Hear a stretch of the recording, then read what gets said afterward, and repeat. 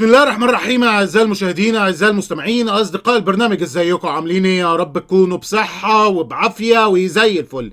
في البدايه ما تنساش ان انت تصلي على الحبيب صلى الله عليه وسلم. ما تنساش الصلاه على الحبيب، مهمه جدا. بعد ما حضرتك صليت على الحبيب بفكر سعادتك برضو ما تنساش ان انت تشترك في القناه وتفعل زرار الجرس عشان يوصلك اشعارات بحلقاتنا الجديده. طيب، نبدأ بإيه؟ خلينا نبدأ ب يعني لو أنت فاكر إن المتعة عشان خلصت بسبب إن كأس العالم خلاص خلص وخلصنا خلاص والمولد انفض، فأنا عايز أقول لك لا، ما تقلقش، المتعة ما زالت موجودة.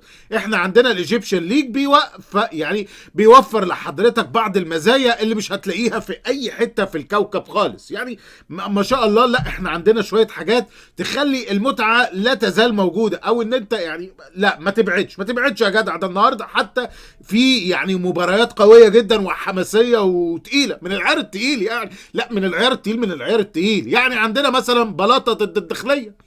ها ها ها يا جاحد، يا اللي بتروح تتفرج على فرنسا والارجنتين وتقول عليهم حاجه جامده، عندك النهارده بلاطه هيلعب ضد الداخليه. ها ها ادي حاجه. يعني عايز بقى تشوف الديربي وحماسه، عندك سموحه والاتحاد السكندري، ماتش اهو ديربي قوي، خناقه اهي ما بين فرقتين في مدينه واحده.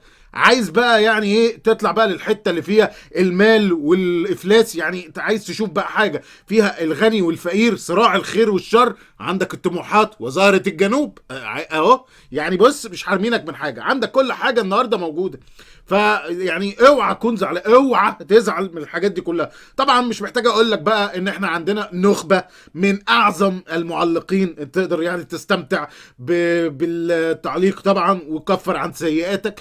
عندك مثلا يعني ايه متعه الصوره والارض والملاعب والحاجات دي. طبعا انت يعني ايه مش يعني كاس العالم ايه يابا، ده بتاع الفرافير بتوع الناس التوتو، انما انت هنا لا، هتتفرج بقى على الكرة اللي بجد، الكرة الأصلية. سيبك انت بقى من العك والحاجات دي اللي هي ايه بوظت أخلاقك. ارجع بقى لايه للحاجات الحلوة بتاعتنا. فزي ما بقول لك عندك ثلاث ماتشات اهم حلوين اهم، اتفرج يا جدع على اللي انت عايزه بقى. ولسه بقى بعد بكرة ولا بكرة عندك بقى الأهلي هيلعب بقى مع فاركو، في اسكندرية في ملعب برج العرب الساعة 5. فيعني ما تقلقش، المتعة موجودة. طيب، نبعد شويه عن المتعه وتعالى بقى نخش على ايه؟ على هزاز الرؤوس. النهارده جايب لك ثلاث حاجات من هزاز الرؤوس، كل واحد والتاني يعني ايه اعظم من الاول. يعني ثلاثه كل واحد قال حاجه عظيمه، لا وفاقت العظمه. نبدا بالهزاز رقم واحد. واحد قال لك ايه؟ هزاز واحد قال لك ايه؟ قال لك في الوقت اللي بنشوف فيه ميسي بيقلد احتفال شيكابالا، وامير قطر بيبعت لمستشار اليوتيوبر دعوه لحضور نهائي كاس العالم، لا ومش بس كده، ما بعتلوش الدعوه بس، لا ده اتحايل عليه يا جدع عشان يحضر، ولكن يعني ما منفعش. قال لك البليله بتتحارب في وطنها، الغريب ان بره بيحترمونا ويقلدونا وجوه بيحاربونا. الله. طيب ده هزاز رقم واحد. طيب نروح لهزاز رقم اتنين، لانه انا زي ما بقول لك الليفل بيعلى واحده واحده، فانا ايه وعدتك ان الدنيا تعلى. فجه هزاز نمره اتنين قال لك ايه بقى؟ قال لك لا طب استنى، خد ده بدل ده. قال لك احتفال ميسي على طريقه شيكابالا، دي دعم من ميسي، ميسي فيها بيدعم شيكابالا. بيدعمه ليه يا جدع؟ قال لك والله عشان ياخد دوري ابطال افريقيا السنه دي، ومش بس كده، ده يروح كاس العالم للانديه ويختم مسيرته كاسطوره زي ميسي. ده نمره اتنين. خد بقى الهزاز التالت بقى، عشان ده اللي هنخش بيه كمدخل لحلقتنا. هزاز ثلاثة قال لك ايه؟ قال لك كلمنا ناس في البرتغال، وما حددش مين، بس كلمنا ناس وخلاص. كلمنا ناس في البرتغال قالوا لنا النادي اللي كان بيلعب فيه كهربا اتقفل. طب وبعدين؟ قال لك واتقلب قهوة بلدي، وبالتالي كهربا ملزم يدفع 2 مليون دولار ويجي او يجيب لنا صاحب القهوة. حته كده قبل بس ما نخش في الحته دي ونربطها بموضوع كهربا اللي هنتكلم عليه دلوقتي. كابتن شوبير طلع قال لك حاجه حلوه قوي. قال لك ميسي اخد الكاس واحتفل وسط زمايله، وقال لك ما جريش زي العبيط كده بالكاس لوحده زي ناس نعرفها. مش عارف هو يقصد مين. المهم نبدا بايه. بيقول لك بعد ما يوسف اسامه نبيه خسر قدام احمد الشيخ في الاستفتاء، السيد المستشار اليوتيوبر قال لك بقى ايه، انتوا تلغوا الكلام ده ولا استفتاءات ولا بتاع، خلاص الاستفتاء اللي يعمله نقاد رياضيين، انما ما تحطليش يا جدع استفتاءات تاني بجماهير والكلام ده كله. طب ليه يا جدع؟ انت كده هتبوظ اللي احنا بنعمله ده. حتى ده الشعبيه طارت، الشعبيه طارت، مفيش شعبيه بربع جنيه، مفيش شعبيه بربع جنيه. طيب تعال نخش على موضوع كهرباء. عندي فيه حته جديده، يعني هي حته هنكمل بيها اللي احنا يعني واقفين عنده. ايه الجديد؟ الجديد ان محامي النادي الاهلي السيد مونتيري، طبعا انت بقى مش محتاج تعرف ان العقوبه بتاع الكهرباء هتخلص يوم 7 ويوم 8 يحق الكهرباء ان هو يلعب، والكلام ده خلاص اتهرس وقلناه في 700 فيلم عربي قبل كده. لا احنا عايزين بقى حاجه جديده.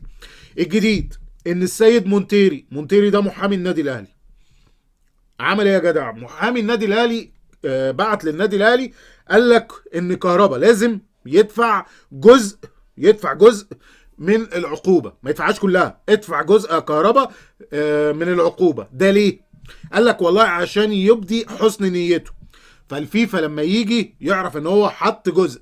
طب يا جدع بالنسبه للباقي، قال لك بعديها هنخاطب الفيفا نقول له والله منين؟ ما عندناش كهربا، معهوش الراجل بقاله فتره ما بيلعبش، وبالتالي ما فيش كاش في ايده، ما فيش مستحقات، وبالتالي مش هيعرف يدفع. طب يا جدع في الحاله دي يعمل ايه؟ هيقسطوا له المبلغ والاهلي يكون ضامن ليه في الموضوع.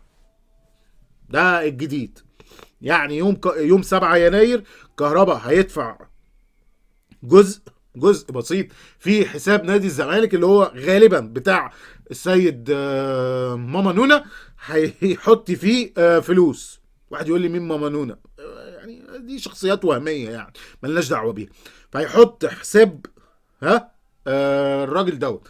المهم بعد كده هيخاطب الفيفا يقول له والله يا فيفا انا دفعت، فالفيفا يبدا ايه يشتغل. بس خلي بالك هو الراجل حط لك سيناريو عايم شويه. واحد يقول لي يعني من الاخر هو قال لك والله ان الحوار ده متجرب قبل كده ونفع ومشي، بس ممكن في نفس الوقت تعمل حسابك انك ممكن تضطر انك تدفع المبلغ كامل والا هيبقى في عقوبه مشدده.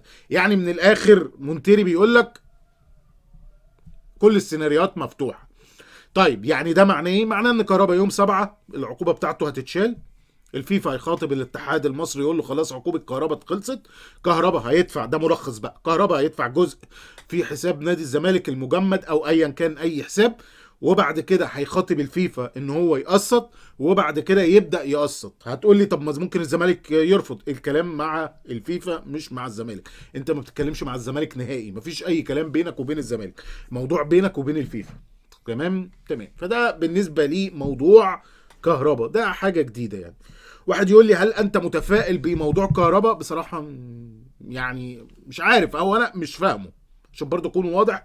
انا بجيب لك اللي بيتقال او انا بجيب لك اللي موجود، بس متفائل بقى مش متفائل، انا بصراحه مش عارف مين صح ومين غلط، بصراحه مش عارف، مش هفتي. انا اقول لك زي ايه، يعني ده اللي بيطلع من النادي الاهلي، انا بقول لك الحاجه اللي بتطلع من النادي الاهلي على طول وبس، لا اضافه ولا اي حاجه. طيب ده بالنسبه لموضوع بتاع عمنا كهربا.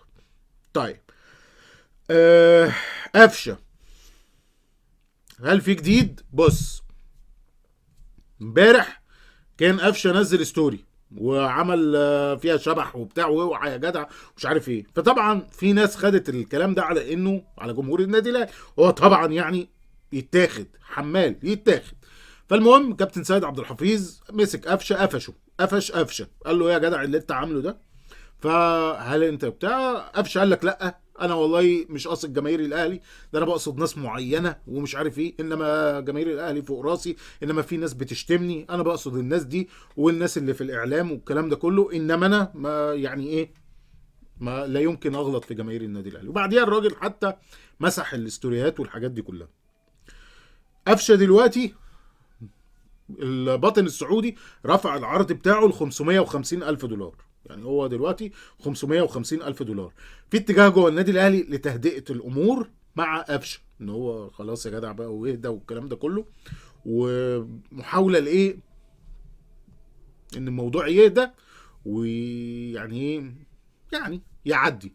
واحد يقول لي هل ده معناه ان قفشه هيكون موجود في مباراه فاركو؟ بنسبه 99% لا، هيكون مش موجود في مباراه فاركو كنوع من انواع التأديب من كولر.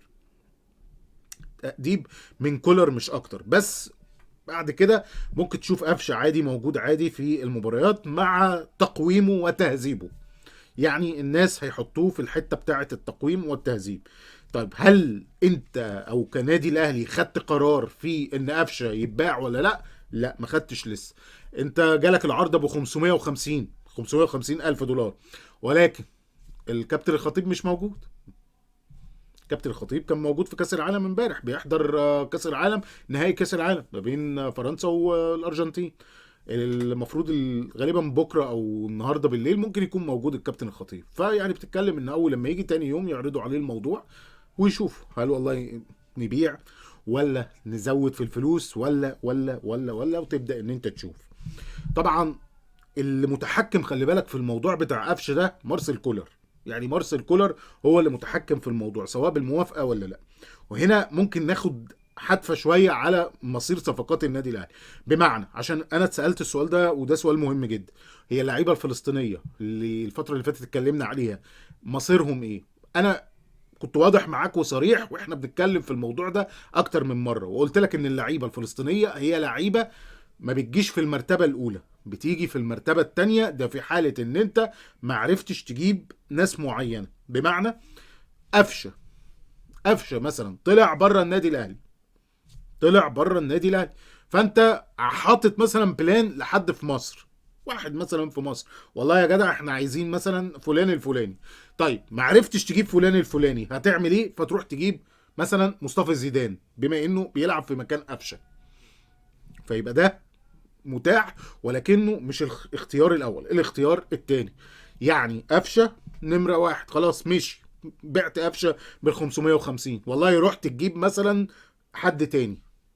واحد يقول لي مين الحد التاني؟ مش هقول لك عليه دلوقتي، بس حد تاني ماشي في نادي معين، حد تاني، فرحت انت تجيبه. بس خليك فاكر ان انا هقول لك عليه. طبعا هديك هنت كده بسيط وايه، بحيث ان احنا ايه نوثق الحته، عشان برضو اصدقائنا اللي بيزعلوا بيقول لك اصل انت بتكشف الاخبار. اه يا جدع مش بكشف الاخبار، هو بيلعب في نادي مش جماهيري.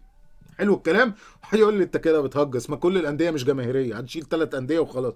طيب هو بيلعب في نادي مش جماهيري، ما لعبش في دوري الابطال، ما هو طبعا مش هيلعب في دوري الابطال، ما لعبش في الكونفدراليه، يعني لا بيراميدز ولا فيوتشر، ومكانه دلوقتي في الدوري في النص، يعني من بس انا مش فاكر هو ترتيبه كام بصراحه. يعني بس هو في نص الجدول، مش فاركو، في نص الجدول.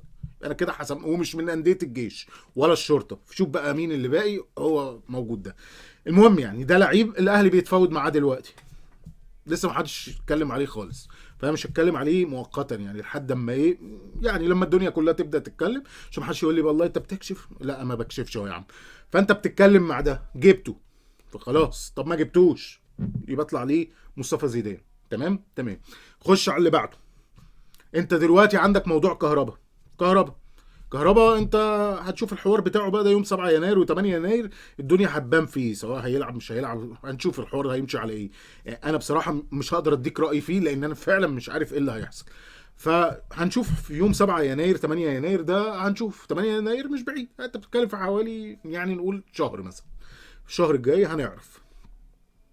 كهربا انت مثلا عايز ايه نقول جناح، انت بتتفاوض مع جناح، انت عندك كام اسم بتتفاوض معاهم على موضوع الجناح؟ يعني في مارسينيو لسه في الصوره خلي بالك وما بعتش، في ابو بكار، وفي مش عارف ايه، في كذا حد، في كذا اسم يعني. طب والله يا جدع ما عرفناش نظبط الليله دي كلها، والله تبدا تشوف لاعب تاني فلسطيني تاني وهو مثلا قايد. ففي كذا فلسطيني، ده بالنسبه للفلسطينيين بس ايه اللي هم المعروضين. عندك الدباغ، عندك قايد، عندك زيدان، دول 3 موجودين على رادار النادي الاهلي، موجودين كاحتمالات لواحد لقفشه، واحد للجناح، واحد مكان عمرو السوليه والكلام ده كله. ده طبعا مكان عمرو السوليه ده لو انت ما نجحتش في حاجتين، واحنا يمكن اتكلمنا عليهم، او 3 حاجات. الحاجه الاولانيه انت معرفتش ترجع، معرفتش تجيب مروان عطيه وخلاص، قلت خلاص احنا نستنى ومش هتكلم معاه. ما عرفتش تجيب محمود حماده فاركو، ما عرفتش ترجع كريم ندفد، فساعتها هتروح لكايد، لان ده بيلعب في المنطقه دي. يبقى انت عندك زيدان فهو بديل تاني لواحد مصري انت بتتفاوض معاه دلوقتي، واحد مصري انت بتتفاوض معاه دلوقتي، والنادي في يعني نقدر نقول ان في علاقات كويسه بينك وبينه وحلوه يعني. المهم، ففي علاقات كويسه بينك وبينه، فانت ده ما عرفتش تجيبه فهتروح لمصطفى زيدان. كايد فده لو انت ما عرفتش تجيب مروان عطيه، ما عرفتش تجيب مثلا محمود حماده، ما عرفتش ترجع كريم ندفد، وان كان علي ماهر موافق ان انت تاخد ندفد بس بشروط معينه وعايز لعيبه معينه منك، ما عرفتش كل ده فايه، حط يا جدع كايد ده يكون موجود. طب الدباغ ده لو انت ما عرفتش تجيب مارسينيو، ما عرفتش تجيب جناح تاني، في اكتر من جناح محطوط للنادي الاهلي ما جبتش ولا واحد فيهم، ما نجحتش، فتجيب الدباغ. يبقى ده موقف الفلسطينيين بجانب موقف الصفقات اللي بره. طيب السيد مارسيل كولر طالب ايه؟ برضه عشان نكون واضحين، هو كولر طالب ايه كصفقات؟ كولر طالب كذا صفقه في كذا مكان، يعني طالب مدافع، واحنا حصرنا الموضوع خلاص على عمر فايد فده خلاص. طالب واحد في نص الملعب، فعندك بقى ده لستة مرشحين، يعني عندك مروان عطية، عندك محمود حمادة، عندك كريم ندفد يرجع، ممكن تفكر في بوب، وخلي بالك في بقى عندك مصطفى زيدان، وعندك كمان كايد، في كذا حد. طيب الراجل عايز جناح، فدي عندك بقى فيها اسامي كتير، مارسينيو، عندك كذا حد. مهاجم فانت بتتكلم في عندك بيسولي، عندك يعني امرال، في كذا اسم تاني، فدي الاسامي اللي ايه يعني، عارف انت بتلف حواليها. يبقى انت بتتكلم في مدافع، خط نص مهاجم، جناح شمال، ومهاجم. 5 صفقات الراجل يعني ايه عايزهم. طيب واحد يقول لي قدامنا قد ايه ونحسم الموضوع ده؟ والله يعني مش عارف اديك يعني، بس اكيد هتحسمهم في يناير يعني، مع بدايات يناير الكلام اللي طالع ان احنا هنكون خلصنا المهاجم، يعني اول يوم في الانتقالات الشتويه المفروض هتكون مخلص المهاجم، الباقيين هيجوا تباعا، خلي بالك برضو الباقيين ليهم اعتبارات تانية، يعني انت لسه هتشوف، ما انت ممكن خلي بالك قفشه يكمل، فساعتها كل الكلام ده كله هتوقفه. يعني اللاعب مثلا اللي انت راح بتتفاوض معاه دلوقتي في الدوري المصري هتكبر دماغك، ده بقى هقول لك عليه لو خلاص قفشه مكمل، هاجي اقول لك والله كان كذا. تمام. فده بالنسبه ايه لوضع النادي الاهلي، ففي ملفات كتيره انت محتاج تخلص. بس طبعا زي ما بقول لك كمان دخول كاس العالم في الموضوع خلى الطلبات تبقى بكواليتي اعلى شويه. يعني انت الاول مثلا كنت بتتكلم على دوري وافريقيا وكل عام وانتم بخير، دلوقتي انت بتتكلم على دوري وافريقيا وكاس عالم للانديه. وخلي بالك انت هتلعب اول مباراه مع اوكلاند سيتي، هتخلص اوكلاند تطلع تلعب مع الوداد المغربي على طول، عديت الوداد بتطلع تلعب مع ريال مدريد، فطبعا الدنيا ايه صعبه طبعا.